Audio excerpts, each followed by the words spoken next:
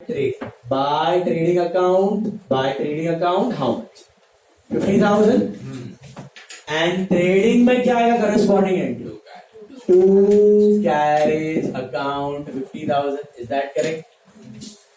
Trading में अरे sir carriage में बाय ट्रेडिंग में 2 carriage. Sorted? अच्छा वेजेस में क्या लिखूंगा? बाय ट्रेडिंग अकाउंट 40,000 और ट्रेडिंग में आएगा 2 wages account 40,000. Is that right? Hello hello hello, यहां पे समझ में आ रहा है? कब इंपॉर्टेंट इनकम इंपॉर्टेंट एक्सपेंस चले गए कहां? ट्रेडिंग. अभी लेस इंपॉर्टेंट इनकम और लेस इंपॉर्टेंट इनकम में कुछ है हमारे पास. क्या हो सकता था less important income? Interest receive, dividend receive, commission receive, rent receive, ये सब परचूर है. जेठालाल के लिए वो सब सेकेंडरी. मेन काम क्या है उसका? सेल्स है. बराबर है? Hello hello hello. तो वो तो कुछ दिखाई. अच्छा वो कुछ होता, डिविडेंड रिसीव होता तो क्या लिखते उसमें? इधर आता ना पहले बाय कैश या बाय बैंक, तो इधर आता क्या? इसके जैसे सेल्स के जैसे. तो क्या लिखता मैं वहां पे? 2 ट्रेडिंग की 2 पीएन. इनकम होती तो 2 पीएन, बट वो तो है. चलो स्किप करते हैं. एंड मेजॉरिटी सम्स में भी होने वाला नहीं. इनडायरेक्ट इनकम बहुत कम होते हैं, रेयरली होते हैं. सेल्स ही दिखेगा मोटा मोटी. चलो एक्सपेंसेस पे जाते हैं. अभी एक्सपेंसेस पे क्या क्या अपने पास? आई थिंक सैलरी है, रेंट है, इलेक्ट्रिसिटी है, एडवर्टाइजमेंट है और डेप्रीसिएशन. ठीक है, सारे के सारे एक्सपेंसेस को बंद करना है. सबसे पहले शुरू करते हैं हमारा सैलरी से. क्या लिखूं इधर? बाय बैलेंस सीडी की, बाय ट्रेडिंग की, बाय पीएन. क्यों बाय पीएनएल अकाउंट? क्यों पीएनएल में डाल रहा हूं? Indirect, less important. कितना है? 50,000. बैलेंस करूंगा लेकिन कितने टाइम तक? 12 महीने के एंड में या तो ट्रेडिंग में या तो पीएनएल में. तो ये कहां जाएगा? पीएनएल, क्योंकि इनडायरेक्ट, लेस इंपॉर्टेंट. तो सैलरी में बाय पीएनएल है, पीएनएल में 2 सैलरी ना करस्पॉन्डिंग एंट्री. हेलो, इसकी जर्नल एंट्री क्या बनेगी? PNL 2 salary. इसकी जर्नल एंट्री क्या बनेगी? PNL 2 salary. इसकी जर्नल एंट्री क्या बनेगी? Trading 2 purchase. इसकी ट्रेडिंग 2 कैरेज. इसकी ट्रेडिंग 2 वेजेस. इसकी सेल्स टू ट्रेड. इसकी पीएनएल 2 सैलरी. एक इसमें से आपने की हुई है डेप्रिसिएशन की. आप करते थे यार ना क्लोजिंग एंट्री में, कड़ी बोलता था बाय पीएनएल लिखो ईयर एंड पे. तो डेप्री में आप बाय पीएनएल लिखते थे. डिफरेंस कितना है? ये 30, 40, 45. हेलो, तो डेप्री में बाय पीएनएल, तो पीएनएल में 2 डेप्रिसिएशन 45,000. Are you listening? इसकी एंट्री भी की थी हमने जर्नल में, पीएनएल टू डेप्री. वो सिर्फ एक नॉमिनल की थी. ऐसे सारे के सारे नॉमिनल कहां जाने वाले हैं? इधर ट्रेडिंग, और जो ट्रेडिंग में जाते हैं उनकी entry trading 2 expense, trading 2 direct expense. जो पीएनएल में जाते हैं उसकी पीएनएल 2 इनडायरेक्ट. सेम कंसेप्ट डेप्री में जो किया था. डेप्री में लिखा था बाय पीएनएल. याद आ रहा है? सर एक बार वापस समझाना, कौन सा वाला ट्रेडिंग में जाता है, कौन सा PNL? Those expenses which are most important ones, without which you cannot bring the goods to sellable condition. आप गुड्स को रेडी नहीं कर पाओ, बेचने लायक नहीं बना पाओ, उनको कहा जाता है direct. Basically expense incurred on purchase of goods और production of goods, PP, they are called as direct. Purchase और प्रोडक्शन ऑफ गुड्स पे जो खर्चा होता है उसको बोलते हैं डायरेक्ट. तो यहाँ पे परचेज ही कोर एक्सपेंस है. उसके बिना अगर परचेज ही नहीं करोगे तो बेचोगे कैसे? मोबाइल लाओगे नहीं तो बेचोगे कैसे? दूसरा है कैरेज, ट्रांसपोर्टेशन ऑफ गुड्स. अगर ट्रांसपोर्टेशन नहीं दोगे तो कुछ आएगा नहीं स्टॉक पे बेचने लायक बनने के लिए. वेजेस, उसको अनलोड करके लेके आना है शॉप के अंदर, वो भी नहीं दोगे तो उधर ही पड़ा रहेगा गाड़ी के अंदर. तो ये खर्चे हो गए तो माल तो आ गया, रेडी है बेचने लायक. अब ये सब खर्चे जो है वो इनडायरेक्ट, मतलब इसमें कम ज्यादा करोगे, चेंजेस करोगे, काट भी दोगे कुछ एक्सपेंस, तो भी काम अटकने वाला नहीं. सर सैलरी को काटेंगे तो सैलरी काट दो, नटू का कमागा दोनों को निकाल दो. जेठालाल बेच नहीं सकता मोबाइल? बेच सकता है ना? स्लोली बेचेगा, स्लोली मीटिंग करेगा, ज्यादा बर्डन होगा, काम स्लो हो जाएगा, लेकिन हो पाएगा. ये नहीं करोगे तो माल ही नहीं आएगा.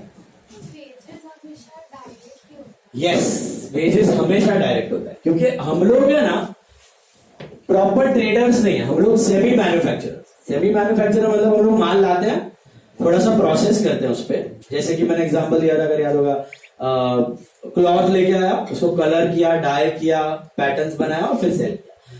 तो कुछ फैक्ट्री का इक्विपमेंट या फैक्ट्री का आइटम्स इन्वॉल्व है जो प्रोडक्शन से रिलेटेड है, उसके बाद सेल होता है। तो अगर वो हुआ ही नहीं तो माल रेडी नहीं होगा। And wages are paid to workers involve in factory, wages are paid to workers involve in factory, salaries are paid to people involve in office.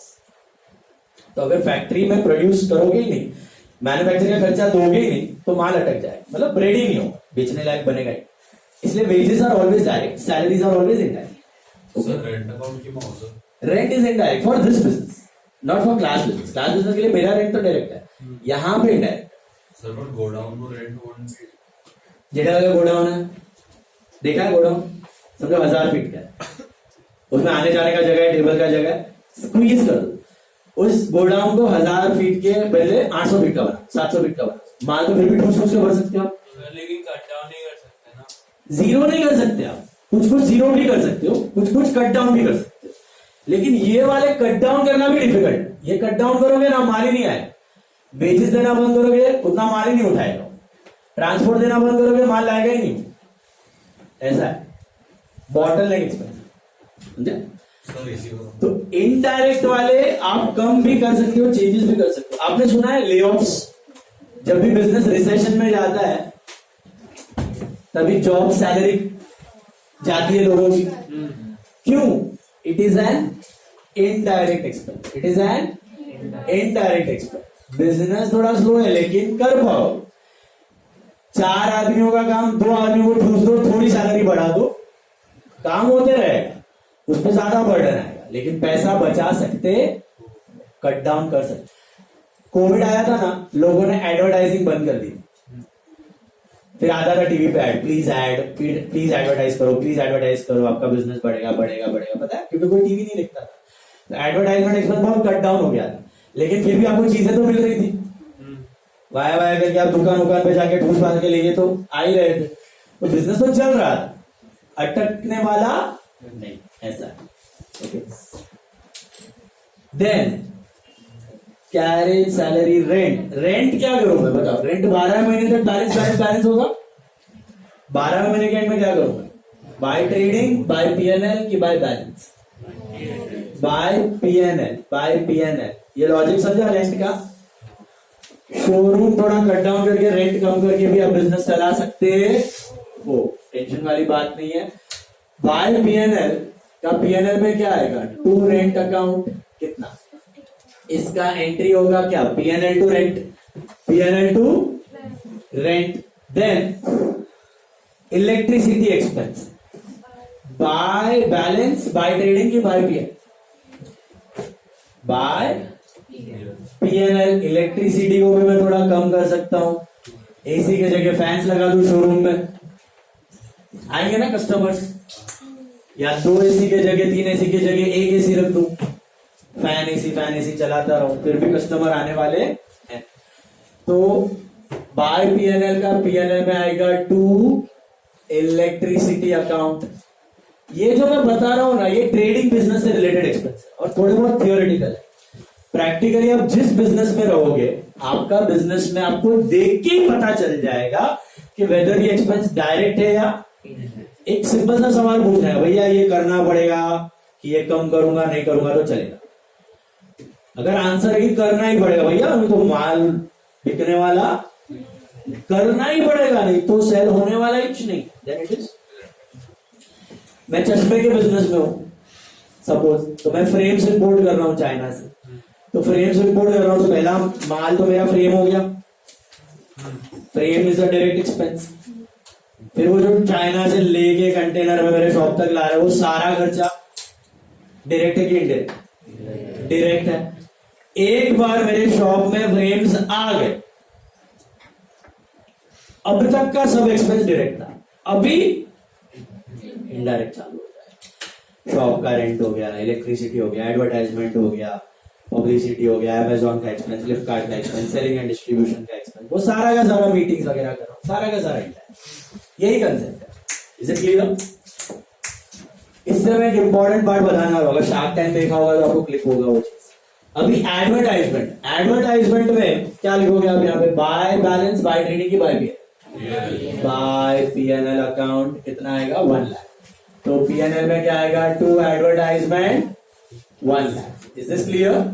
तो मैंने क्या किया, कुछ एक्सपेंस इनकम ऊपर, कुछ एक्सपेंस इनकम नीचे, डायरेक्ट वाले ऊपर, इनडायरेक्ट वाले नीचे, कर दिए transfer. Hello hello hello, done? अभी जो बचे हुए हैं जैसे कि cash, security deposit, furniture, air condition, laptop, ये सब क्या है? बैंक एसेट है, बराबर है? बैंक लोन क्या है?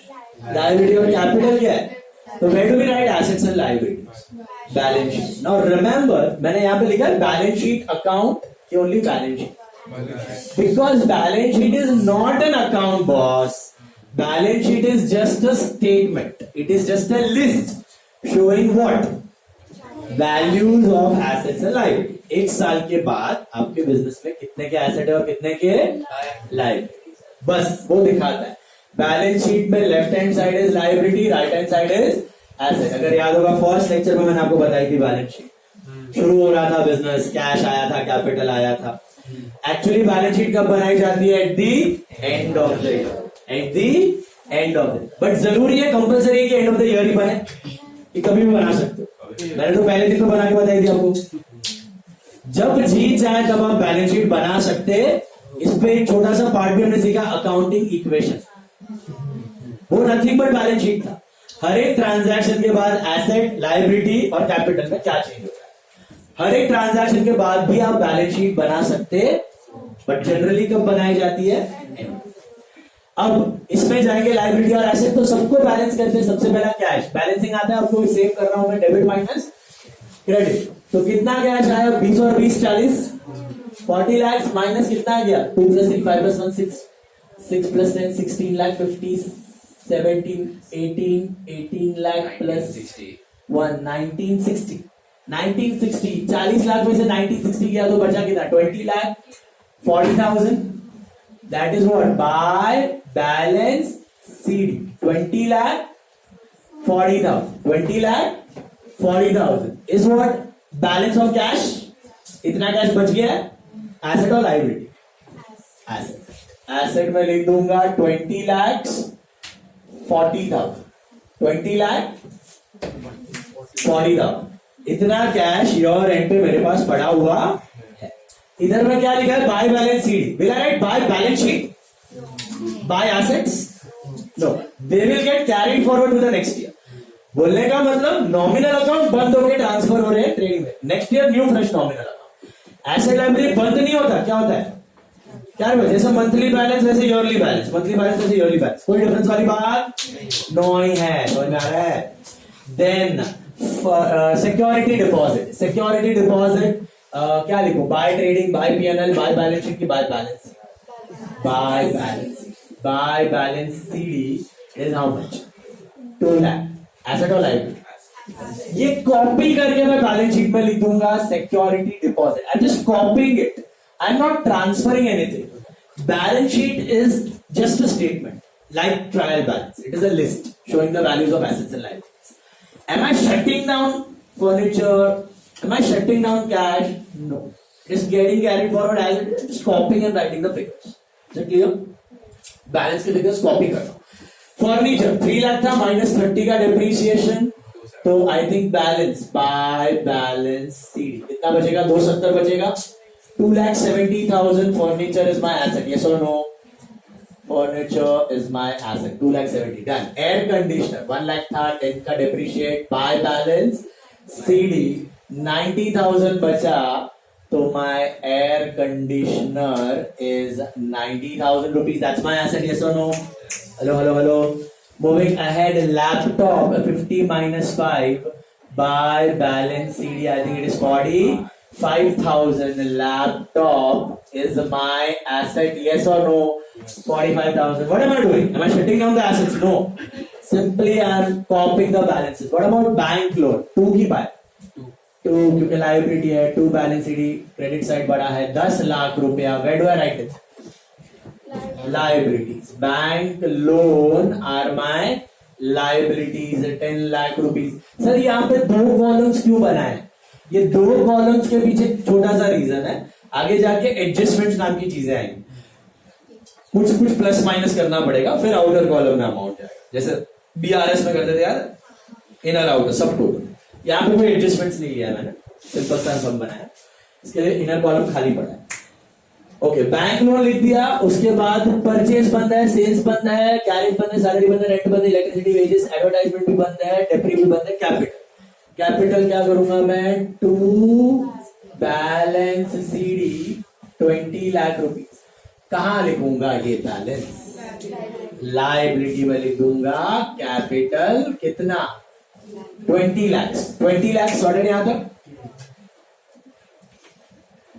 क्या किया मैंने, सारे के सारे एसेट लायबिलिटी छाप के लिख दिए।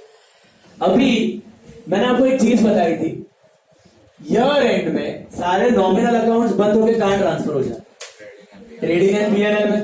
Mummy papa, what is trading and PNL? Biggest nominal accounts prepared at the end of the year, biggest nominal accounts prepared at the end of the year. Now mark my words, they are nominal accounts, they are still nominal, and nominal का एक खासियत है, do they get carried forward to the next year? They also get shut down and they get transferred, closed, बंद होके कहीं और चले जाते हैं। तो ट्रेडिंग अकाउंट को बंद करना है, ट्रेडिंग अकाउंट को बंद करना है, और ट्रेडिंग अकाउंट बंद होकर कहां जाएगा पता है? पीएनएल। ट्रेडिंग अकाउंट बंद होकर कहां चला जाएगा? पीएनएल। देखिए, ट्रेडिंग अकाउंट को बंद करके क्या मिलेगा? एक इंपॉर्टेंट प्रॉफिट मिलेगा, इसको बोलते हैं ग्रॉस प्रॉफिट। क्या बोलते हैं? ग्रॉस प्रॉफिट या ग्रॉस मार्जिन। अगर याद होगा शार्क टाइम में बोलता रहता होगा, आपके ग्रॉस मार्जिन कितने, आपके ग्रॉस मार्जिन कितने। तो ये ग्रॉस प्रॉफिट है। ग्रॉस प्रॉफिट मतलब important profit of business. How do calculate profit? तो 20 लाख का इनकम हुआ है, minus 10 lakh 90, right? 10 lakh 90, 9 lakh 10, 9 lakh 10,000, right? 9 lakh 10,000 का क्या बोलते हैं इसको? Gross profit CD. Balance CD नहीं लिखने का, इधर क्या लिखने का? Gross profit carried down. This is for gross profit. What is gross profit? You know, important profit of business, core profit of business. अगर कोई बिजनेस ग्रॉस प्रॉफिट कर रहा है तो ही वो बिजनेस अच्छा बिजनेस गिना जाता है। अगर वो ग्रॉस लॉस कर रहा है ना, you know what is gross loss? These खर्चास are more than your sales income, then it is said as then खतरनाक बिजनेस। मतलब उसको प्रॉफिट में आने के लिए जिंदगी निकल जाए। क्यों? क्योंकि साला मेन एक्सपेंस ही ज्यादा है and it is variable entirely. मतलब आपका अगर सेल्स बढ़ाओगे तो एक्सपेंस भी बढ़ेगा। ऑलरेडी लॉस में हो, सेल बढ़ाओगे एक्सपेंस बढ़ेगा, सेल बढ़ाओगे एक्सपेंस बढ़ेगा। वो कभी प्रॉफिट में आने का चांस नाक में दम हो जाएगा आपका प्रॉफिट में आने। समझा? और ये ग्रॉस मार्जिन का मतलब क्या रेट का प्रॉफिट आप कमा रहे हो। तो 9 lakh 10 is what percentage of 20 lakhs? 9 lakh 10 is what percentage of 20 lakh? Around 45.5, 46%। तो 46% का मार्जिन है बिजनेस में। मतलब 100 रुपए का माल बेच रहे हो ना, तो 46 रुपीज का ग्रॉस प्रॉफिट। 100 रुपए की इडली बेच रहे हो तो 46 रुपीज का ग्रॉस प्रॉफिट कमा रहे हो। That is the logic. समझा इसका? 20 लाख का माल बेचा, डायरेक्ट एक्सपेंस माइनस करके कितना हाथ में आया? 9 लाख 10। 9 लाख 10 हाथ में आ रहा है, is around 45%। 9 lakh 10 upon 20 lakh into 100, तो 45-50% का gross margin. Ideal gross margin business में 70-80% हो तो अच्छा, मोर देन 50% रखना जरूरी है। क्यों पता है? आगे ये पूरी लंगर बाकी है खर्चों की। तो हाँ, नहीं तो अगर इधर ही 20-30% कमाओगे, ये खर्चे सब माइनस करोगे, हाथ में क्या आएगा? लौटा, कुछ नहीं मिलेगा। समझ में आया? तो ग्रॉस मार्जिन एटलीस्ट कितना होना चाहिए? 50-60। शार्क टैंक का कोई भी एपिसोड उठा के देख लो, ग्रॉस मार्जिन कितना है? 80%, 90%, वाह, 75%, वाह, 30%, 20%। तो उसका मुंह देखने लायक होता है, उसके मुंह पे आंसर लिखा हो रहा है। 20%, 25% का ग्रॉस मार्जिन, सारे मुंह हो जाए तो ग्रॉस मार्जिन किसी भी बिजनेस में एटलीस्ट 50, 60, 70% रखना जरूरी है। अब जितने होटल में खाना खाने जाते हो उसमें कितना ग्रॉस मार्जिन होता है पता है? अच्छी जहाँ में खाओगे ना, एक प्लेट पाव भाजी 200 रुपए, at least 70% gross margin, at least 70% gross margin.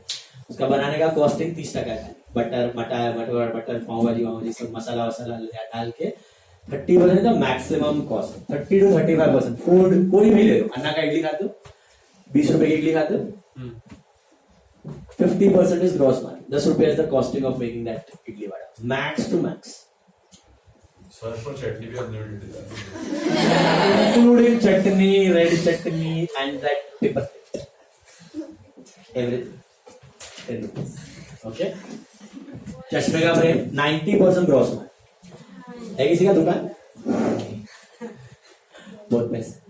So gross margin, okay, gross margin कभी भी हाई रखना जरूरी टू सस्टेन द बिजनेस। अब ये ट्रेडिंग बंद होकर कहां ट्रांसफर हो जाएगा? पीएनएल। तो यहां पे आप लिखोगे to gross profit carried down, ये पीएनएल में बन के आएगा by gross profit brought down, कितना? 9,10,000। तो पीएनएल शुरुआत में ही ऑलरेडी 9,10,000 का भी प्रॉफिट दिखा है। What is this 9,10,000? You know, it is income minus expense, squeezed trading account. उस स्क्वीज्ड ट्रेडिंग अकाउंट कहां आके पड़ गया? पीएनएल। 9,10,000 का लॉजिक समझा? हेलो, 9,10,000 क्या है? 20 लाख माइनस ये खर्चा, तो ये पूरा ट्रेडिंग आके ऑलरेडी पीएनएल में बैठ गया।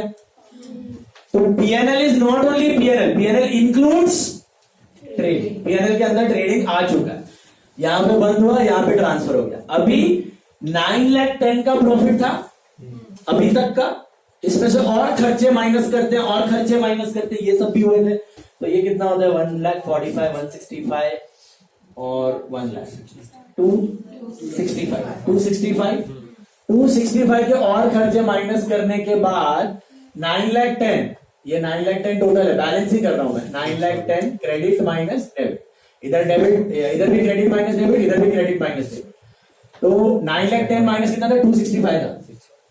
कितना होता है 9,10,000 माइनस 265? 645। 6,45,000 क्या है पता है? ये नेट प्रॉफिट कैरिड डाउन, इसको बोलते हैं net profit. So tell me, what is net profit? Is it just indirect income minus indirect expense की all incomes minus all expense? How all income minus all expense? क्योंकि net profit में already gross profit पड़ा ही है। आप imagine करो